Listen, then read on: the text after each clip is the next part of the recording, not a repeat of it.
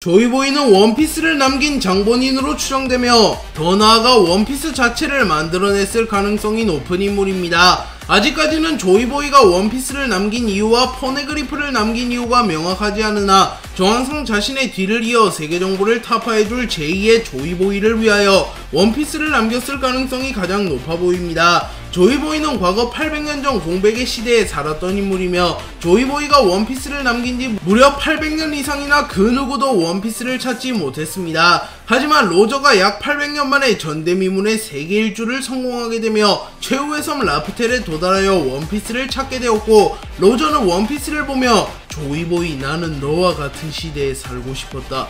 정말 막대한 보물을 남겼구만 그래 라고 말하며 원피스를 남긴 이가 조이보이라는 사실과 원피스는 막대한 보물이라는 사실이 공개되었습니다. 그리고 오다 작가님 역시 원피스는 해적들에게 주어지는 보상이나 다름없기에 추상적인 무언가가 아니라 형태가 존재하는 물질이라고 말하였기에 원피스에는 보물이나 가치 있는 무언가가 포함되어 있을 가능성이 높습니다.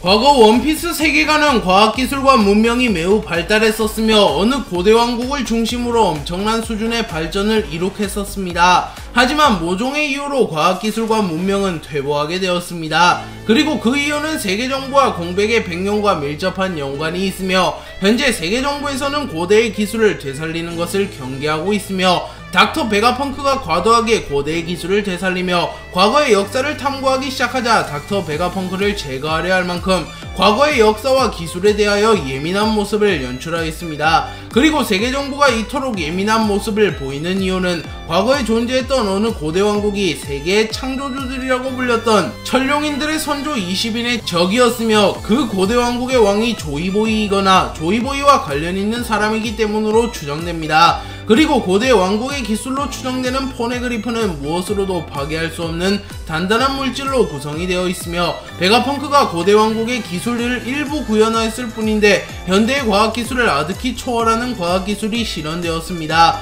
또한 신의 병기라고 불리우는 고대 병기 역시 고대 왕국의 기술과 연관이 있어 보입니다.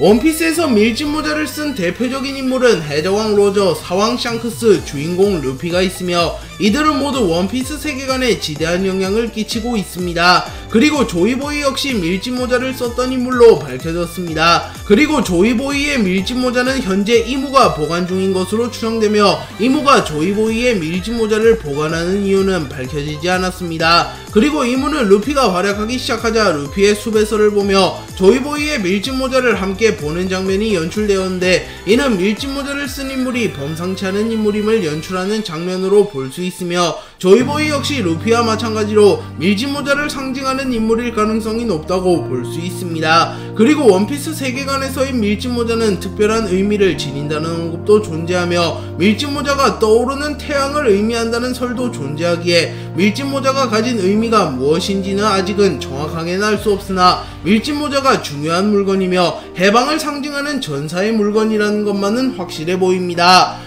조이보이라는 이름은 어인섬에서 가장 먼저 언급이 되었습니다. 밀짚모자 일당은 호디를 몰아낸 이후 어인섬의 영웅이 되었고 밀짚모자 일당은 어인섬의 포네그리프를 회독할 기회를 얻습니다. 그리고 로빈은 포네그리프에 조이보이라는 사람이 남긴 사과문이 있다고 말했고 당신은 대체 누구지 조이보이? 라고 말합니다. 그리고 고고학을 매우 깊게 배운 로빈조차도 조이보이의 이름조차 몰랐던 것을 보면 조이보이라는 이름 자체가 극기라는 것을 알 수 있습니다. 그리고 조이보이가 어인섬에 보낸 사과문의 내용에는 조이보이가 어인섬과 어떠한 약속을 맺었는데 그 약속을 지키지 못한 것에 대하여 인어공주에게 사과를 하는 내용이 담겨 있으며 훗날 조이보이를 대신하여 약속을 지킬 누군가가 어인섬에 올 것이라는 내용이 적혀 있다고 합니다. 그리고 조이보이를 대신할 누군가를 기다리는 게 어인섬 왕가의 대대로 전해지는 의무라고 밝혀지기도 했습니다. 그리고 아마 조이보이가 사과를 한 인어공주는 선대 시라오시일 것으로 추정되며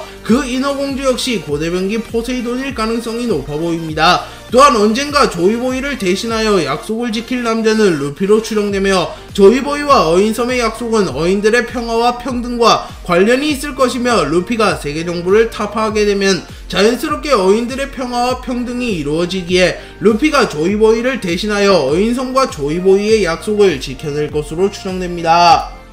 오뎅은 로저와 함께 라프텔에 도달하여 원피스를 찾게 된 이후 세상의 진실을 깨닫게 되었고, 지금까지는 와노쿠니의 쇄국이 의미가 있었어. 하지만 언젠가 나타날 조이보이를 위해 와노쿠니를 개국해야 해.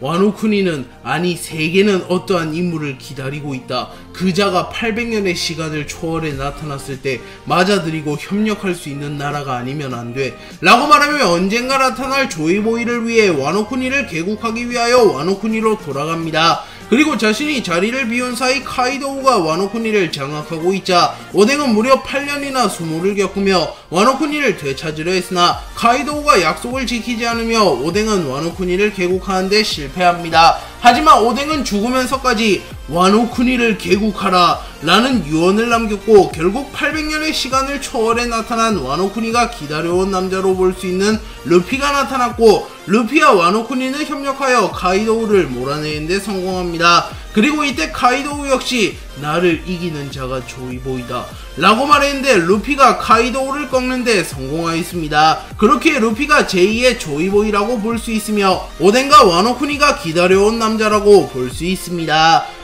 사람 열매 모델 태양신 니카의 능력을 가장 먼저 각성하는 데 성공한 인물은 조이보이입니다. 조이보이는 원피스를 남긴 장본인이며 공백의 100년 당시 세계정부와 대립했던 인물로 추정됩니다. 하지만 조이보이는 결국 세계정부에게 패배하며 기록이 말소되었고, 조이보이는 새로운 조이보이이자 태양신 니카의 의지를 이어가며 세계정부로부터 세상을 해방시켜줄 전사를 기다려왔고, 러드 포네그리프 원피스 고대병기를 남겼습니다. 그리고 그 인물은 무려 800년이 지나서 나타났으며 조이보이가 기다린 인물은 루피였습니다. 물론 중간에 로저가 먼저 원피스를 찾기나 했으나 로저는 자신이 조이보이가 될 수 없음을 깨달았고, D의 일족으로서 조이보이의 의지를 이어가기 위하여 자신의 목숨을 희생하며 대적 시대를 개막하였습니다. 그리고 결국 세계정부의 방해에도 불구하고 루피는 카이도우와의 대결에서 사람 열매 모델 태양신 니카의 능력을 각성하며 조이보이가 되는데 성공하였습니다.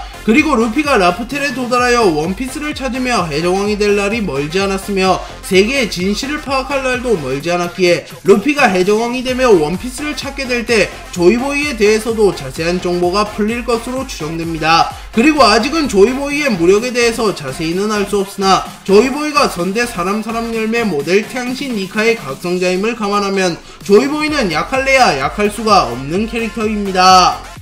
루피와 조이보이는 평행이론을 이루는 존재로 추정되며 루피는 제2의 조이보이라고 불리기에 조이보이와 루피는 매우 밀접한 관계라고 볼 수 있습니다. 우선 루피와 조이보이는 세계정부에 대항하는 최대 세력이라는 공통점이 있으며 일진모자를 쓰고 다닌다는 공통점도 있습니다. 또한 즈니샤가 루피가 사람 열매 모델 태양신 니카를 각성하자 이 익숙한 리듬 조이보이가 돌아왔다 라고 말한 것을 보면 조이보이와 루피만의 특수한 리듬이 있다는 것을 알 수 있으며 루피가 기어 피프스를 사용할 때와 조이보이가 악마의 열매 능력을 발현했을 때 특수한 리듬이 형성된다고 추정해 볼 수 있습니다. 그리고 조이보이와 루피를 제외하고도 과거 800년 전의 인물들과 평행이론을 이루는 현세대의 인물들이 존재하는데요. 대표적으로 과거 와노쿠니의 영웅으로 불렸으며 조이보이의 동료로 추정되는 류마와 일진모자 일당의 부선장이자 류마의 핏줄을 이어받은 조로가 있으며 그 외에도 과거의 조이보이와 어떠한 약속을 한 인어공주와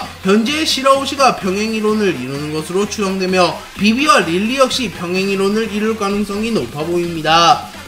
조이보이의 모티브는 서아프리카에서 전해지는 구전 속에 등장하는 구원자로 추정됩니다. 과거 카리브해에서 건너온 아프리카의 노예들은 언젠가 자신을 해방해줄 구원자가 등장할 것이라고 생각했고 이 인물은 태양신 니카의 설정과 유사합니다. 그리고 조이보이 역시 니카와 밀접한 연관이 있으며 루피와 함께 유일하게 니카의 능력을 각성하는 데 성공한 인물이기도 합니다. 그리고 해방 자유라는 키워드와 조이보이는 밀접한 연관이 있으며 조이보이라는 의미 자체가 과거 원피스를 남긴 조이보이를 뜻하는 바도 있으나 세계정부로부터 세상을 해방시킬 전사라는 뜻도 내포하고 있기에 조이보이의 모티브는 서아프리카에서 전해지는 구전 속에 등장하는 구원자일 가능성이 높습니다. 그리고 그 구전 속에 조이보이는 어떤 인간의 문제나 결점들에도 계속 웃으며 그의 드럼으로 저항할 수 없는 리듬을 만들며 인간의 고난을 치유합니다. 조이보이의 음악을 듣는 누구든지 그의 춤에 끌리며 절망이 떨어져 나갈 때까지 춤추고 노래합니다.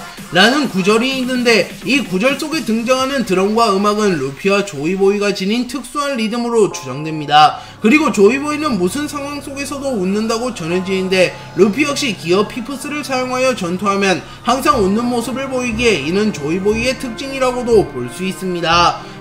조이보이는 아직 자세한 정보가 풀리지 않았으며 원피스를 남겼다는 것과 조이보이라는 이름을 사용한다는 것 정도만이 공개되었습니다. 그리고 조이보이라는 이름조차도 조이보이의 본명이 아닐 수도 있는데요. 우선 루피 역시 몇몇 인물들에게는 조이보이라고 불리고 있으며 조이보이는 이름이 아니라 이명처럼 묘사되는 경우가 많습니다. 대표적으로 카이도우가 자신을 꺾는 자가 조이보이라고 말한 것과 즈니샤가 조이보이가 돌아왔다라고 말하는 장면이 있습니다.